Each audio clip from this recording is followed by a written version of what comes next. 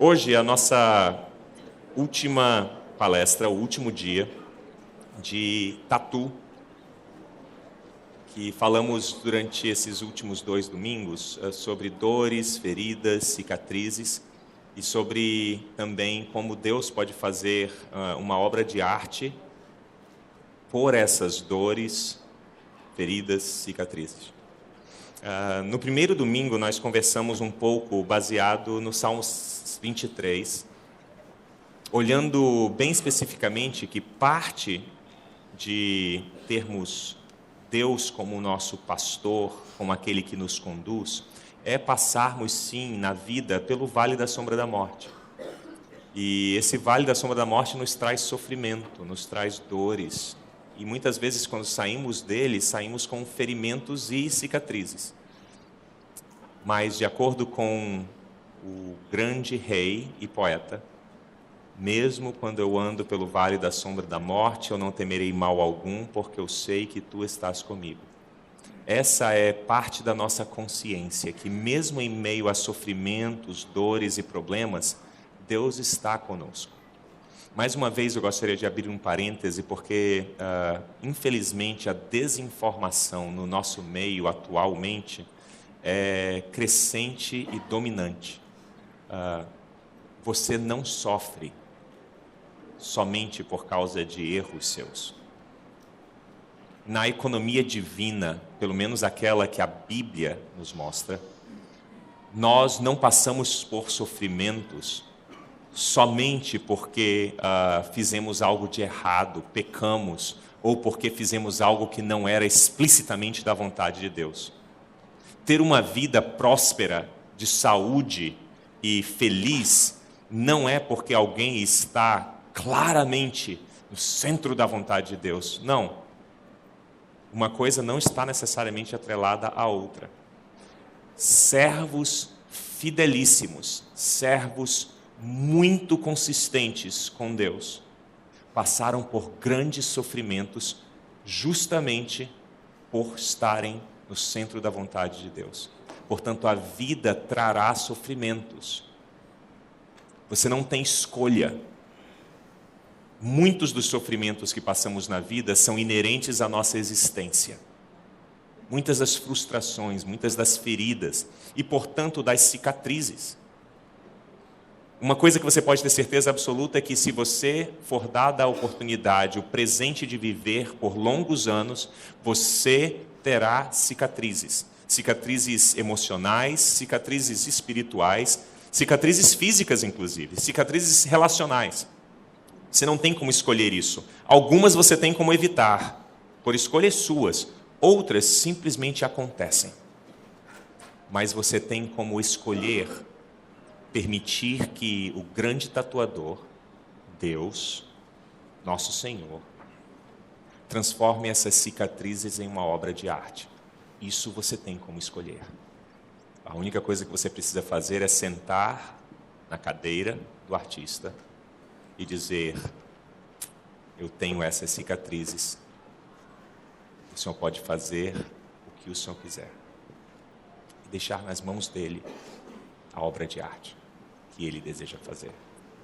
No domingo subsequente, nós conversamos um pouquinho mais a respeito das dores, não só sobre a vida, mas sobre as dores e cicatrizes, falando especificamente a respeito daquela mulher com fluxo de sangue que tinha praticamente todas as dores que nós podemos imaginar. Mas, novamente, ao final daquilo, nós vimos como Deus, através de Cristo, transforma a vida daquela mulher e inicia um processo de cura. Obrigado, Samuca. Inicia um processo de cura na vida dela, não somente da sua doença, que tanto trazia estigma para ela, mas principalmente do seu sofrimento. A palavra de Jesus, ao final daquele milagre, conversando com a mulher com fluxo de sangue, agora já curada, é: vá e viva livre do seu sofrimento.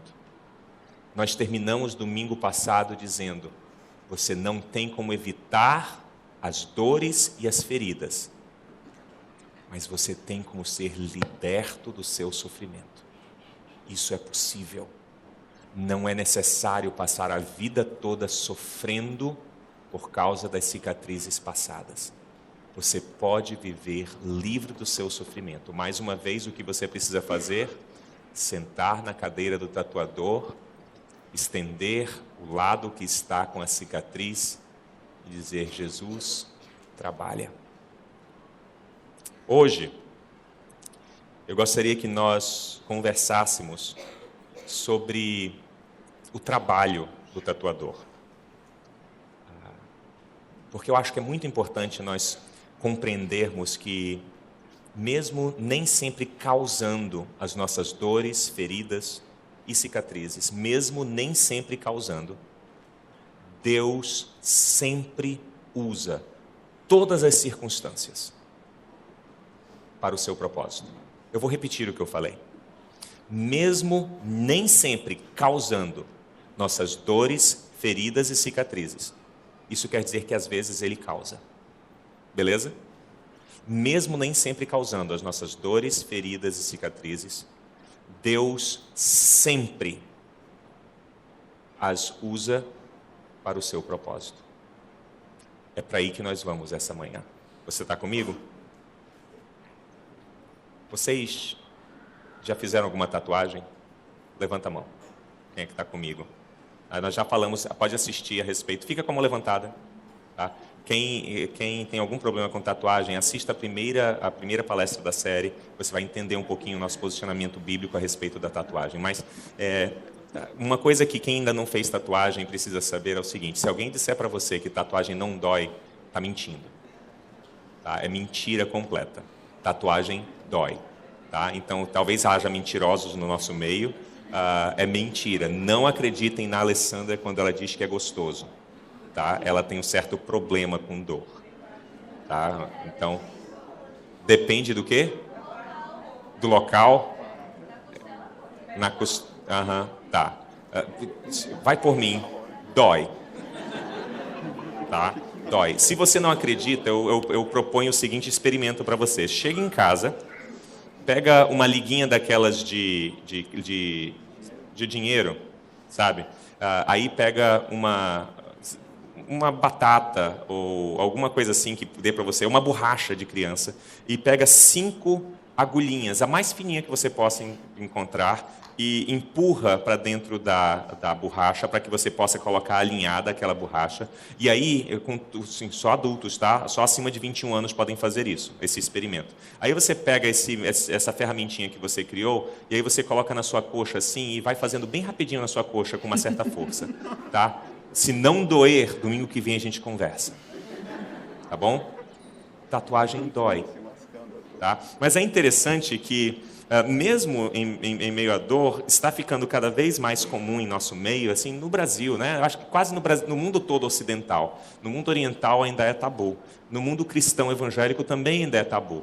Mas na cultura de um modo geral, as tatuagens estão se tornando literalmente obras de arte. Pessoas fazem tatuagem de todo jeito. Existem tatuagens belíssimas, existem tatuagens grotescas.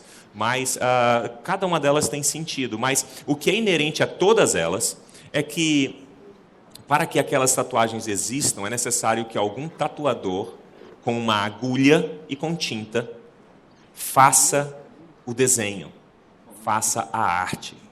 E o mais interessante é que pessoas se submetem àquela dor para terem aquela arte no seu corpo. É tipo assim, eu quero passar por aquele sofrimento porque eu quero aquele resultado.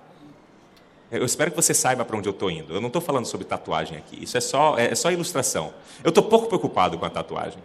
Mas o que eu quero dizer é o seguinte: tantas vezes nós evitamos todo tipo de sofrimento na nossa vida porque a gente diz: eu não quero sofrer, eu quero ser feliz. Eu tenho direito de ser feliz. Mas nós aceitamos passar por alguns sofrimentos, como a tatu, porque nós queremos o resultado. Hoje nós vamos falar a respeito do trabalho de Deus em nossas vidas, inclusive através do sofrimento, da dor, até das cicatrizes. E eu gostaria de mostrar a todos nós, eu estou no barco com vocês, eu existo, eu sou de carne e osso, sabia? Eu tenho dores também. que nós comecemos a encarar as dores, os sofrimentos, as cicatrizes, os ferimentos com uma outra perspectiva. Dói do mesmo jeito. Tatuagem dói, assim como dói uma queimadura. Mas os resultados, quando nós temos a perspectiva correta da soberania e do controle de Deus, dos resultados, nós podemos vislumbrar o resultado final que Deus terá utilizando aquelas ferramentas. Abre a sua Bíblia comigo, lá em Romanos.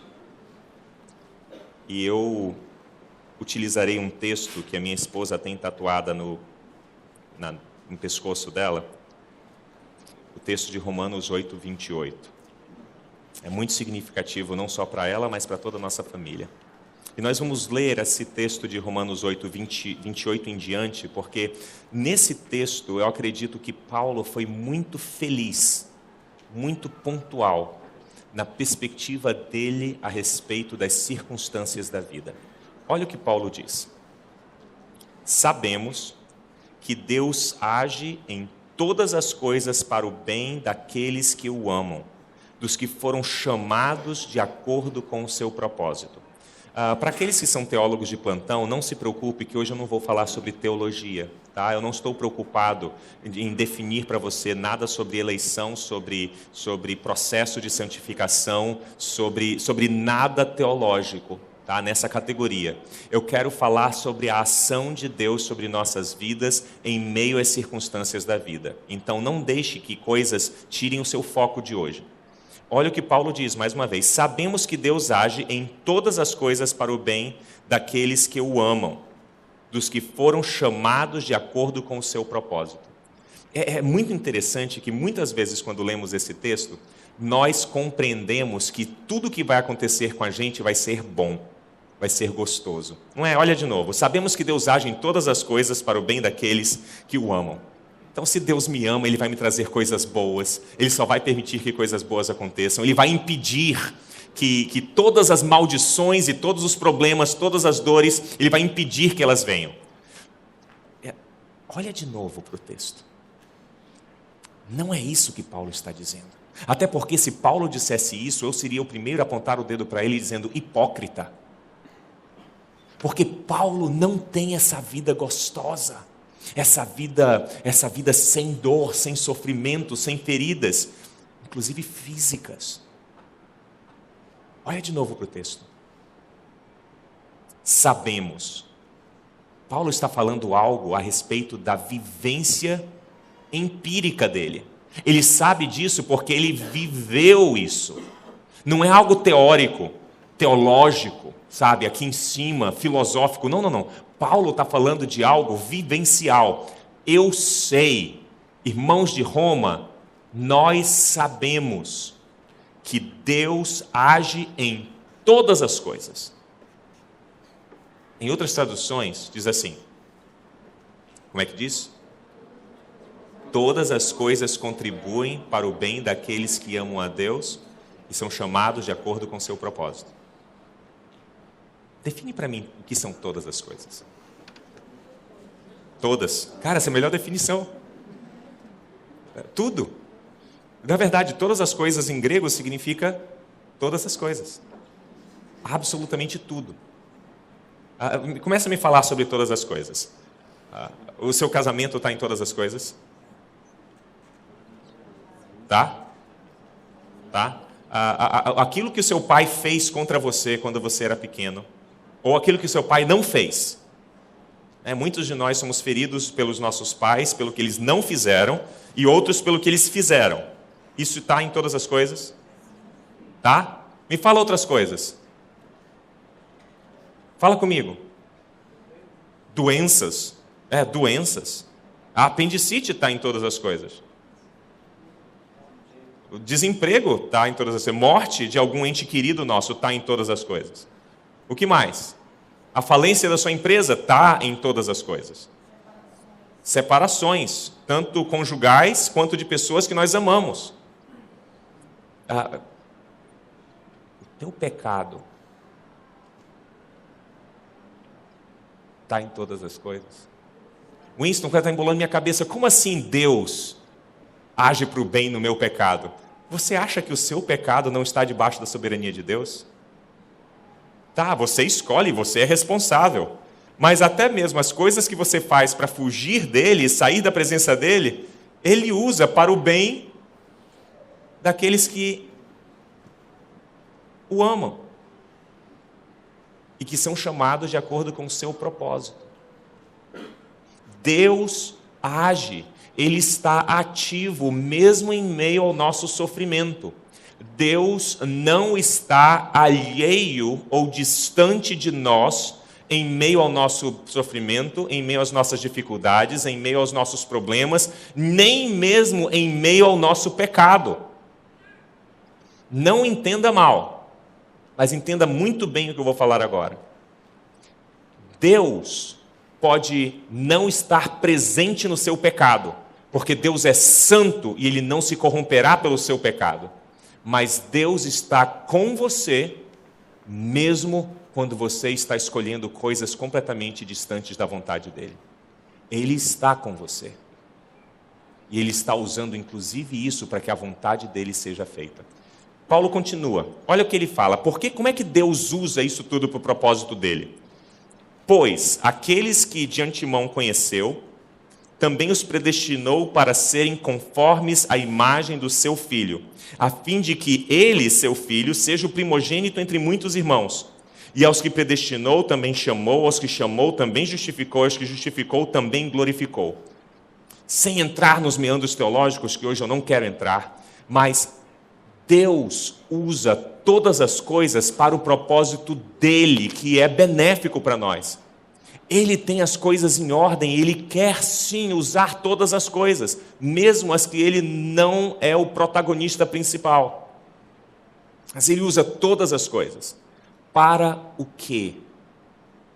Para fazer você feliz? Esse nunca foi o propósito de Deus. Ele quer sim que nós tenhamos contentamento e alegria e felicidade.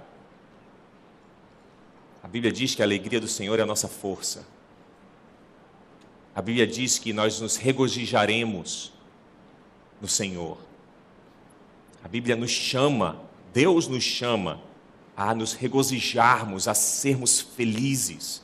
Na verdade, existe uma carta inteira de Paulo que ele só fala sobre felicidade.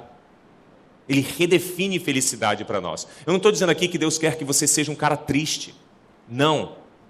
Mas o propósito de Deus não é você ser feliz. O propósito de Deus não é que você tenha matéria, que você tenha mais recursos. Sabia disso? Por mais que você ouça na televisão que Deus quer que você seja próspero, Deus prometeu que você será próspero. E então você tem que determinar e trazer as coisas para você, porque Deus vai te trazer abundância. Esse não é o propósito de Deus. Sabe qual é o propósito de Deus em meio a todas essas coisas que Ele usa? Para serem conformes a imagem do seu Filho. Sabe o que Deus está fazendo? Ele está num processo, é isso que nós vemos no final do texto, de que aqueles que predestinou também chamou, e os que chamou também justificou, que é salvou, e aí também os que justificou, ele glorificou. Aí existe um processo crescente. Sabe qual é esse processo? Os teólogos chamam isso de processo de santificação. Tá? Arquiva isso, você não precisa saber esse termo, não é necessário. Mas esse processo do trabalho de Deus nas nossas vidas, usando todas as circunstâncias, inclusive as feridas, dores e cicatrizes, é o processo de nos transformar conforme a imagem de Cristo, de nos levar a sermos tal qual o seu Filho. Esse é o processo. É isso que Ele está fazendo. Sabe qual é o alvo dele? O alvo dele é nos moldar, usando tudo que estiver ao nosso alcance. Nos moldando com todas as ferramentas que existem. Tudo que acontece em nossas vidas. Tudo. Ele está trabalhando ativamente em todo o processo. Então, eu não sei o que você está enfrentando hoje ou o que você enfrentou no passado. E eu sei o que eu vou dizer agora pode ser extremamente doloroso para você. E tempos atrás, alguns anos atrás, talvez décadas, existia um movimento que chamava pessoas até a perdoar Deus pelo que Ele fez. Hoje eu não quero que você perdoe Deus, porque Deus não precisa do nosso perdão. Precisa? Não, eu gostei da força. Não, Deus não precisa do nosso perdão. Mas talvez hoje você precise se reconciliar com Deus. Sabe por quê?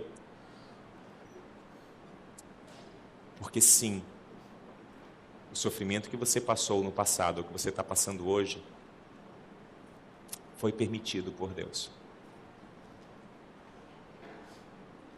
Mas alguns deles podem ter sido até ordenados por Deus. Mas certamente todos, tudo aquilo que já te trouxe dor, foi e é usado por Deus para moldar você e a mim a imagem de Jesus Cristo. Mas Winston, eu não posso crer que Deus deixou que isso acontecesse comigo. Eu não tenho explicações para muitos sofrimentos que nós passamos. Isso nós falamos no primeiro dia. Não tem explicação. Muitos dos sofrimentos atrozes que vemos na vida de crianças, de mulheres ou de populações inteiras na face da terra. Eu não tenho explicações, e a explicação que Deus dá àquele que o questiona, principalmente Jó, é uma pergunta que mais ou menos quer dizer assim: Jó, você pode continuar sendo homem e eu continuarei sendo Deus, tá?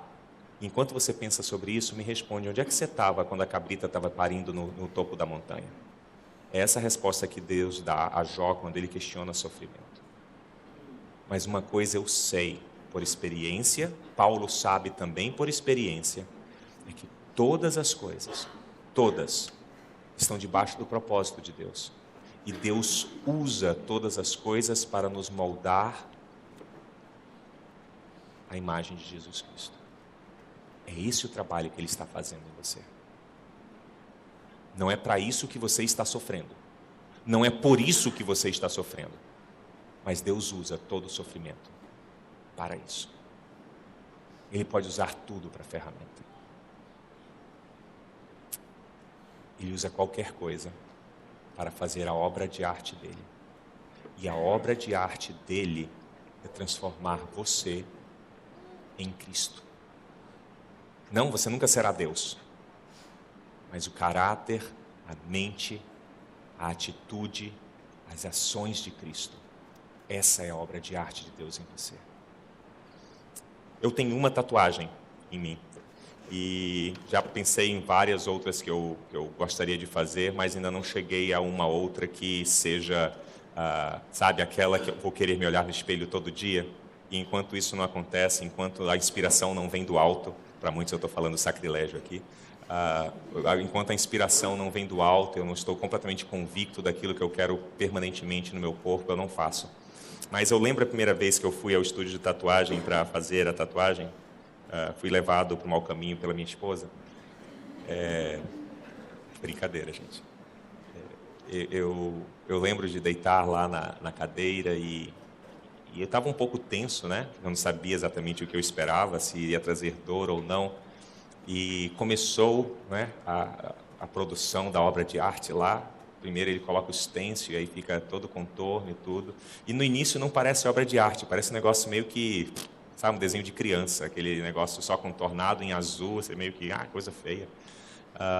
Mas aí, quando o artista tatuador começa a fazer o trabalho dele, de vez em quando ele limpa o sangue, e não jorra sangue não, tá, gente? Mas limpa o sangue e a tinta, e você consegue ver o que está por baixo, e lá pela metade do trabalho, não é que aquele negócio que parece um rabisco de criança começa a tomar forma em obra de arte. Ele vai limpando de vez em quando, e a limpeza em cima de uma ferida, você já teve uma ferida limpa? Alguém já limpou, esfregou a sua ferida com um pedaço de papel, toalha de papel, alguma coisa assim? Não é gostoso. Né? Até mesmo o momento em que ele está fazendo a arte lá não é legal. E em vários momentos eu pensava, Cara, eu estou pagando para isso. Sabe, eu estou pagando para ter dor. E vai. E quando termina, e é um momento bem emocionante, e para a gente foi, porque era um momento de reconciliação até mesmo conjugal e tudo mais, de já o fim dessa reconciliação, e foi um símbolo muito importante para nós. Mas quando você termina, ele, cara, olha no espelho, e você olha no espelho, é assim, cara, valeu a pena.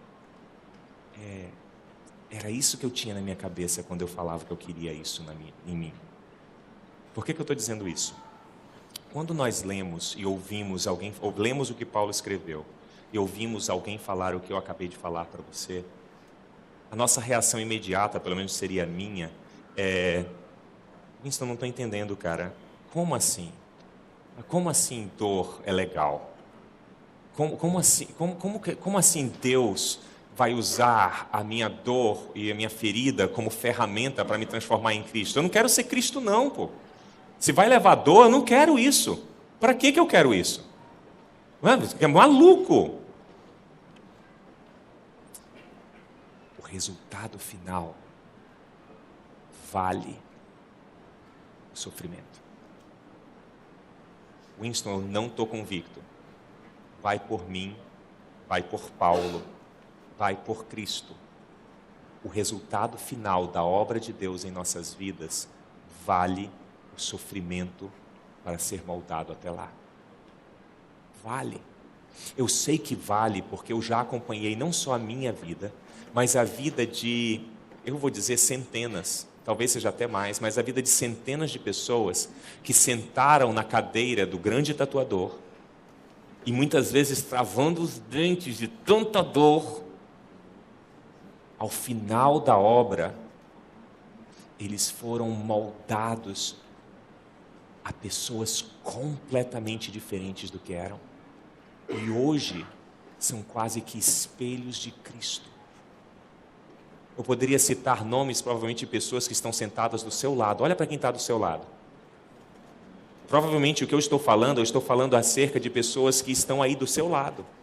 Pessoas que passaram por esses sofrimentos, foram moldados e permitiram que Deus fizesse desses sofrimentos a obra dele, para que então o propósito de Deus fosse manifesto no final, a obra de arte final, que é moldar-nos à imagem e semelhança de seu Filho, Jesus Cristo.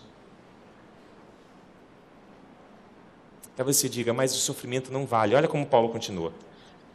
O que diremos, pois, diante dessas coisas? Que coisas? Eu acredito sofrimento. Todas essas coisas. Tudo. O que diremos, pois, diante dessas coisas? Se Deus é por nós, quem será contra nós? Deus não é contra você, não. Não é porque Deus permite o seu sofrimento que, poxa, quem permite o meu sofrimento ou me faz sofrer é meu inimigo. Não. Você é pai? Mãe? Você já disciplinou alguém? Mesmo com sofrimento? O seu propósito para aquela pessoa era bom ou mal? O resultado daquele castigo ou disciplina foi ruim ou foi bom? Deus disciplina aqueles que Ele ama, é isso que a Bíblia fala. Deus só disciplina os seus filhos, porque Ele tem propósito. Se Deus é, portanto, por nós, quem será contra nós? Aquele que nem poupou nem mesmo o seu próprio filho, mas o entregou por todos nós, como não dará com ele e de graça todas as coisas? Então, em meio ao sofrimento, não permita que aquela vozinha, sabe aqueles desenhos da Disney que tem um anjinho capetinha? Cara, que imagem maravilhosa, eu não creio em nada daquilo, mas que imagem maravilhosa. Porque quando a gente está em meio ao sofrimento, parece que esse anjinho aqui, ele evapora e fica só o capetinha dizendo assim, tá vendo? Deus não te ama, pô. Tá vendo? Olha Deus fazendo contigo. Olha a porcaria que está a tua vida, tá vendo? Ou se não foi Deus, é tu mesmo. Tá vendo como tu não prestas? Tá vendo como tua vida está acabada? Tá vendo como nada dá certo? Você não está conseguindo ver? Cara, seria melhor você morrer. Não é isso que a gente ouve na nossa mente? Talvez eu seja maluco. Porque é isso que eu ouço. Mas Paulo nos lembra que se Deus é por nós, não há quem seja contra nós. E Deus é por nós na seguinte proporção: Ele deu o seu Filho para sofrer, olha o sofrimento de novo, para sofrer para o propósito de que nós fôssemos salvos. Ele deu. A tatuagem que Ele está fazendo na sua vida é gratuita. Não, você vai sofrer. Provavelmente você está sofrendo. Isso é inerente à sua existência. Mas não tem custo nenhum, não. Você não vai sofrer pagando. Ele já pagou. O resultado final já está garantido. Eu vou repetir. O resultado final do seu sofrimento já está garantido. E sabe qual é? Você igual a Cristo. Garantido, sem preço nenhum. Ponto final. Sem custo. Mas com sofrimento. Quem fará acusação contra os escolhidos de Deus? É Deus quem justifica. Quem os condenará? Foi Cristo que morreu, e mais, que ressuscitou e está à direita de Deus e também intercede por nós. Quem nos separará do amor de Cristo? Que em meu sofrimento parece que ninguém está com a gente, né? Não tem propósito, a gente está sozinho, a vida está uma droga, todo mundo nos abandona, até Deus nos abandona, é isso que nós ouvimos. Mas Paulo instruindo o povo de Roma: quem nos separará do amor de Cristo? Será a tribulação? Para quem não sabe o que é tribulação, pergunta para a pessoa do lado, ela pode te dar vários exemplos de tribulação na vida dela. Angústia, ou perseguição, ou fome, ou nudez, ou perigo, ou espada, o que você adicionaria aqui? Ou divórcio, ou abuso, ou estupro, ou doença que não cura, ou a morte de quem eu amo, ou a perda do meu emprego, ou a minha incapacidade. Como está escrito: por amor de ti enfrentamos a morte todos os dias, somos considerados como ovelhas destinadas ao matadouro. Nós vamos sofrer, mas todas essas coisas, em todas essas coisas, somos mais que vencedores por meio daquele que nos amou. Outra forma de dizer: está pago, está garantido, e nada pode nos separar do amor de Deus que está em Cristo Jesus, nosso Senhor. Nada. Nada. Porque estou convencido, Paulo fala, de que nem a morte nem a vida, nem anjos nem demônios, nem o presente nem o futuro, nem quaisquer poderes, nem altura nem profundidade, nem qualquer outra criação será capaz de nos separar do amor de Deus que está em Cristo Jesus, nosso Senhor. Em meio ao sofrimento, você não está distante de Deus. Porque não há nada que possa separar você do amor de Deus que está em Cristo Jesus, nosso Senhor. Nada, nem mesmo o seu sofrimento. Eu não quero parecer herege aqui. Depois a gente pode discutir isso teologicamente num café. Mas depois da cruz, nem mesmo o seu pecado pode separar você do amor de Deus que está em Cristo Jesus, nosso Senhor. Porque não há mais condenação. Porque você é nova criatura. Porque você foi justificado pelo sangue do Cordeiro. Isso eu não estou dizendo que você é impecável. O que eu estou dizendo é: você não estará em pecado contínuo e você não será separado de Deus, mas Ele te restaurará. Nada pode nos separar. Sabe por quê? Em meio a tudo isso, você está deitado na cadeira do tatuador e ele está usando todas as coisas para fazer uma obra de arte. Tudo. Absolutamente tudo. Winston, mas o meu pecado Deus usa? Claro. Deus usa o seu pecado, até aquele que você é, pelo seu pecado, agente de Deus na vida do outro. Winston, cara, você tá doido. Vamos sentar aqui, senta comigo. Quem foi Judas? Judas Iscariotes, grita daí, quem foi? Hã? Traidor. Judas foi responsável por sua traição? Em coro, responda. Sim, claro que Judas é responsável, é óbvio. Ele tomou todas as escolhas para fazer o que ele ia fazer. Totalmente irresponsável. Mas me respondam, pela palavra de Jesus, pelo que nós ouvimos Jesus dizer nos evangelhos, Judas agiu para que o propósito de Deus fosse cumprido na vida de Cristo? Sim. Portanto, o pecado de Judas cumpriu o propósito de Deus. Sim. Assim como o seu pecado, e com isso eu não estou te dando álibi para continuar pecando, não. Você não precisa de álibi, você pode pecar de qualquer jeito, o problema é teu. A consequência também. Mas até mesmo o seu pecado pode ser usado por Deus para o propósito dele. Você não peca fora da ação de Deus. A imagem é essa aqui, cara. Está aqui onde Deus domina. Tudo isso aqui, ó, Deus domina. Aí para eu pecar, eu saio para fora de onde Deus domina. Não, olha para mim. Se você acha que por causa do seu pecado você saiu de fora da presença de Deus, não. Você pecou na cara de Deus. Agora peca de novo. Sabe aquele negócio de se esconder? De não. Ninguém sabe. E eu estou fora da vontade de Deus mesmo. Nem Ele vai se importar. Não. Sabe o que está acontecendo? Na hora que você está no mais profundo do lamaçal do pecado, Deus está lá dizendo: meu filho, quando você terminar, eu estou bem aqui, tá? Está lá, camarote. E mais, Ele já tem um plano para usar até o teu pecado.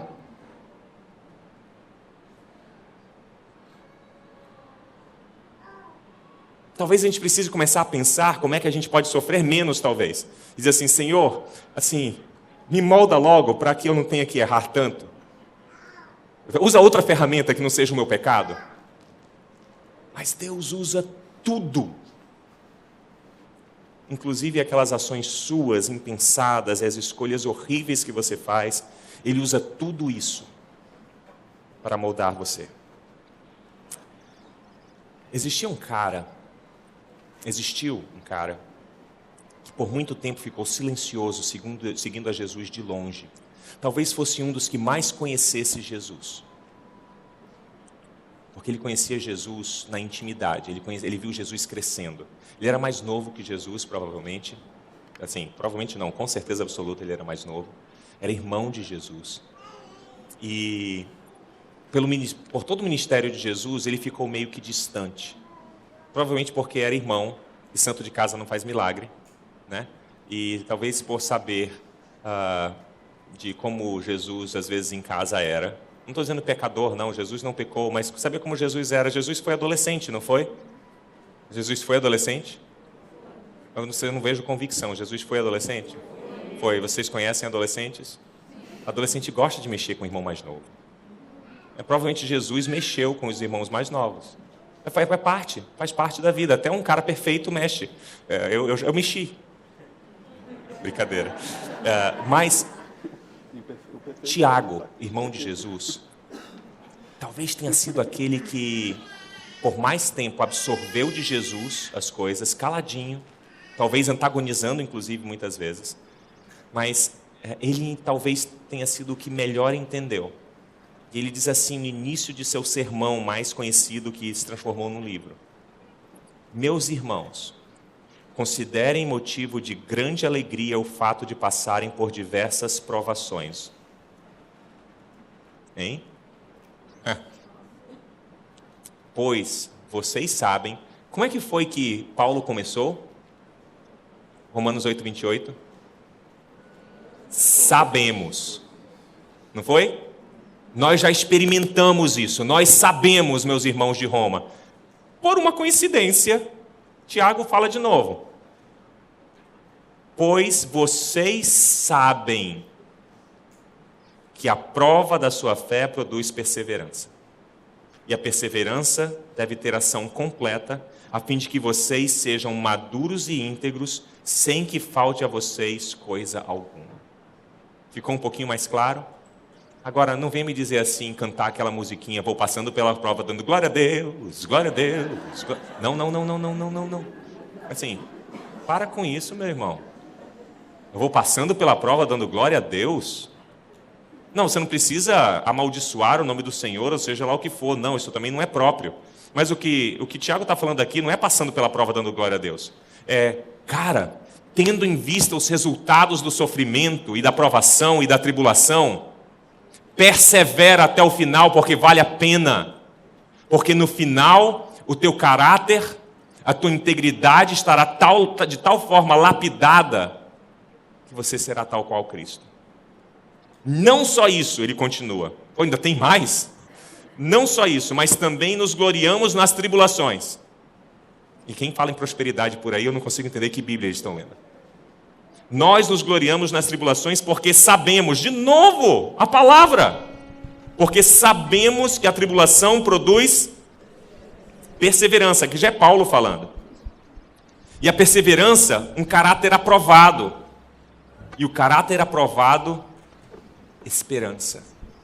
Você consegue ver como Deus usa todas as coisas até o sofrimento para nos moldar? É isso que Paulo fala, é isso que Tiago fala, e é isso que todos os autores, na verdade, falam. Jesus fala também. Tenham bom ânimo, eu venci o mundo, mas vocês vão ter tribulações. Faz parte, mas tenham coragem, porque eu venci.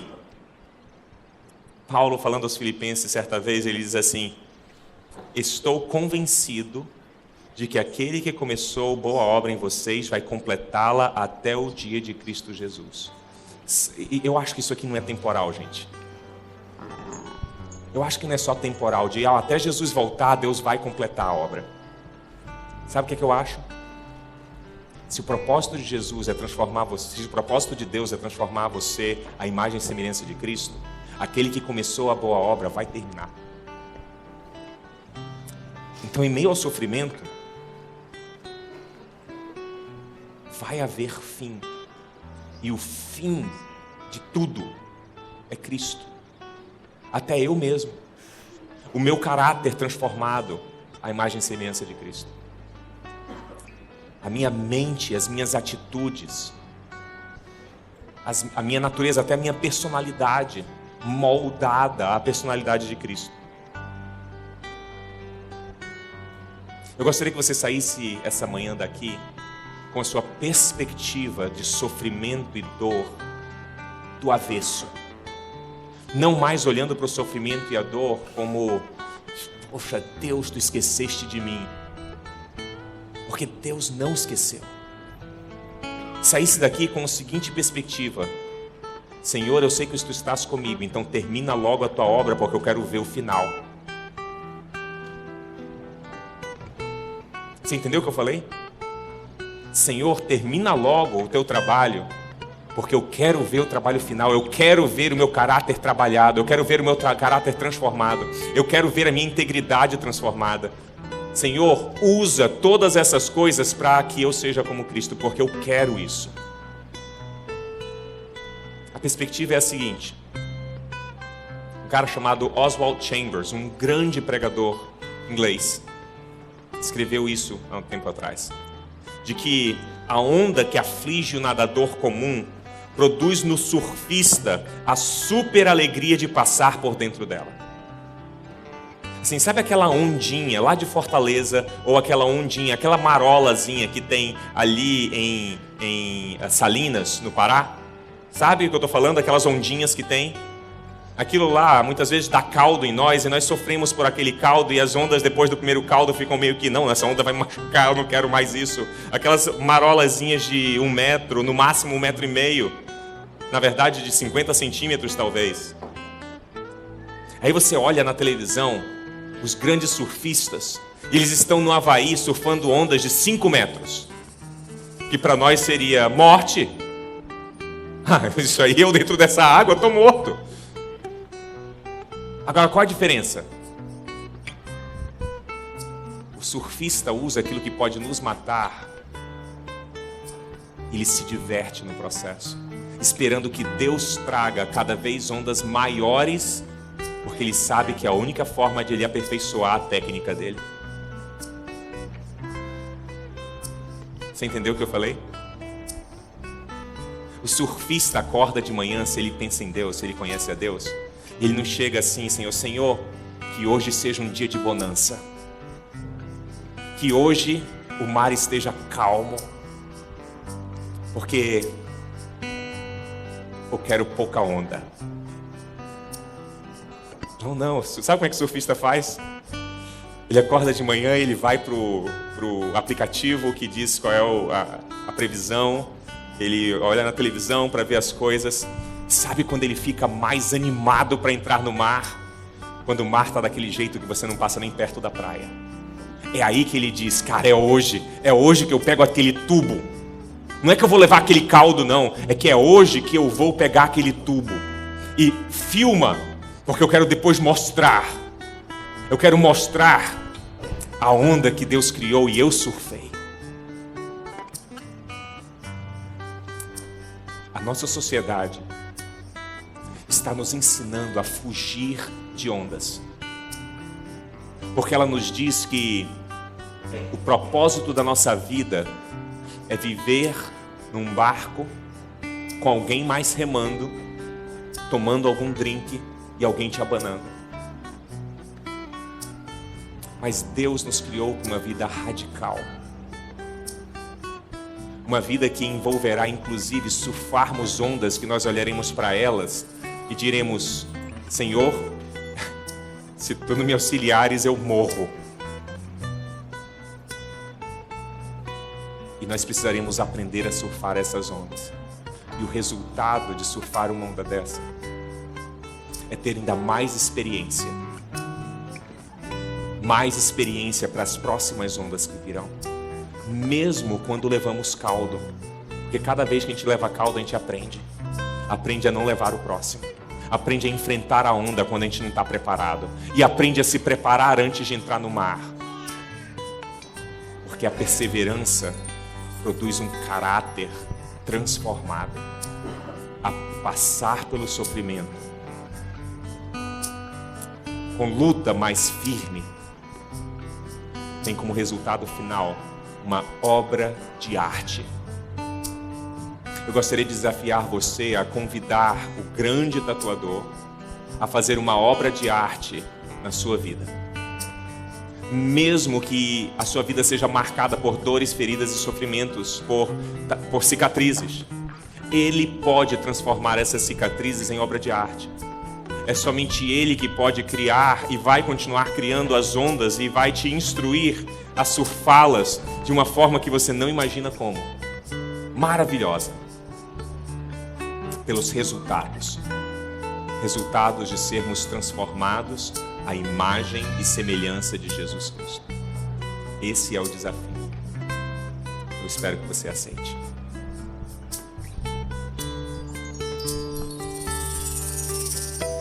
Senhor, eu não sou nada diante do teu poder, nem merecedor do teu imenso amor. Através do teu filho eu tenho livre acesso a ti. Ele me fez chegar aos teus pés, me humilhar diante de ti. Senhor, eu não sou nada diante do teu poder,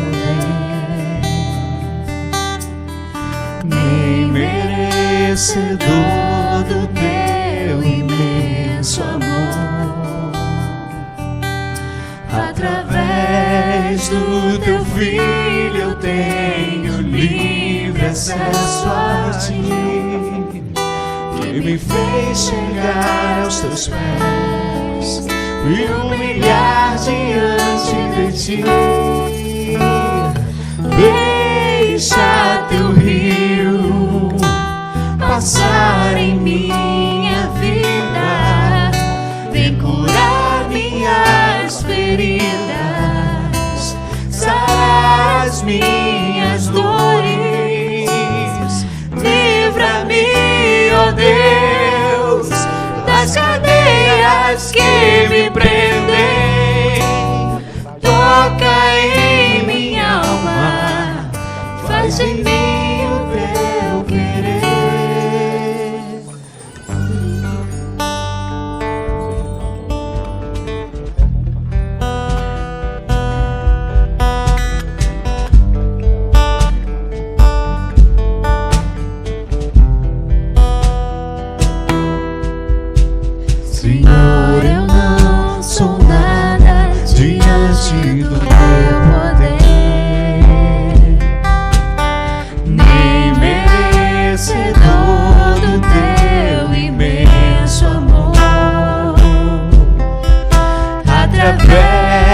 o teu filho, tenho livre acesso a ti, que me fez chegar aos teus pés, me humilhar diante de ti.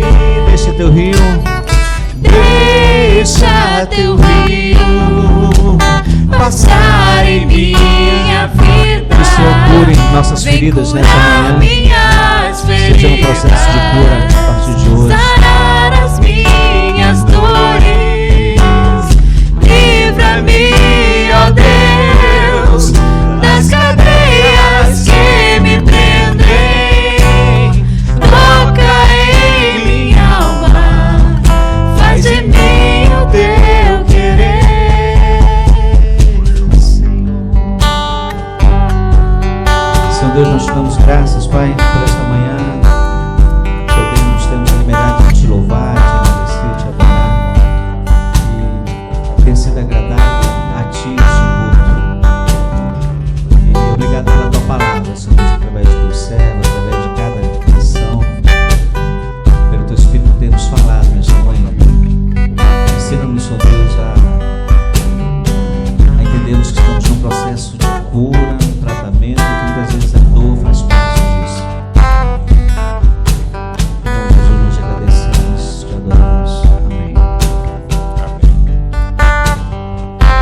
Nessa próxima semana nós teremos um grupo de pessoas aqui da Comunidade Viva que estará no interior, junto a um grupo que já foi para o interior, e vamos nos juntar a eles para uma viagem missionária nas comunidades de Manacapuru, ali, comunidade ribeirinha de Manacapuru.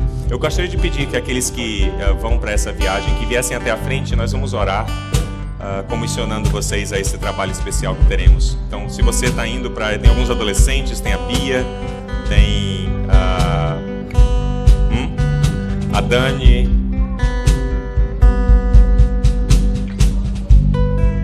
eles estão chegando aí, Rômio e Luciana, vai uma galerinha aí, Neia, beleza, chega mais. Essa galera vai com a gente aí pro interior, pode vir aqui.